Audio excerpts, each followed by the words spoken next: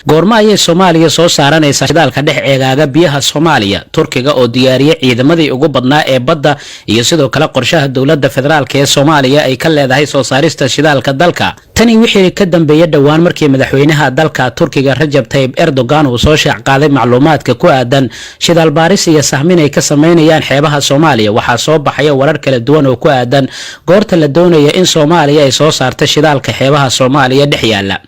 waxaa la isweydiinayaa diyaarinta ciidamada badda Soomaaliya oo dawladda Turkiga ay diyaarisay iyo kuwa cirka macluumaadkii ugu dambeeyay waxaa soo koobaya saaxiibkay ayaan la geedi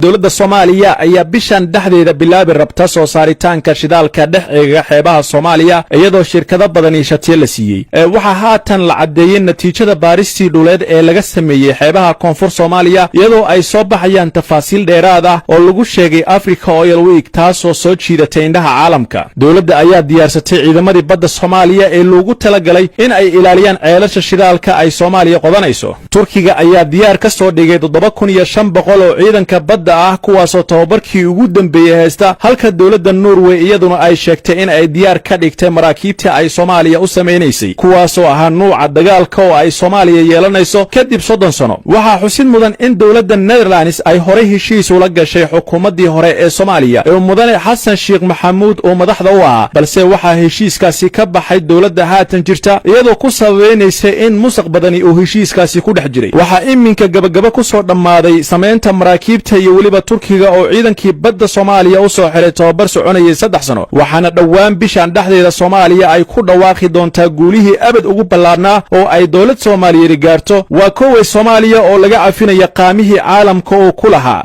cunaqabateyntii hubka oo laga qaadayo sababtuna waa isku xidhnaayeen labadaasi shuruudood geesta kalena Soomaaliya oo ciidankii badda cirka iyo waliba qalabkoodii hirgelin doonta ugu dambeeyna Soomaaliya oo shidaalkeeda soo saaranaysa dawladda ayaa bilowday hawlgalladii ay Jubbaland argagixisada iyo waliba ciidamada shisheeye ee ku sugan ay ku bixinayso inkastoo Kenya ay ogolaatay si culaad la'aanihi inay Kismaayo uga